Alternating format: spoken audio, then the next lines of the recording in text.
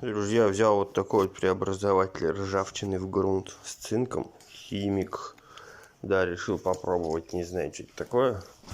И результатик. Ну, это смешно. Что за преобразователь ржавчины, после которого идет ржавчина? Это вообще ужас полный. Сейчас придется переделывать все это. Цинкарь все-таки в этом плане лучше работает. Так что вот, берите цинкарь, проверенное средство. Ну, сами знаете все, вот такую баночку. Вот.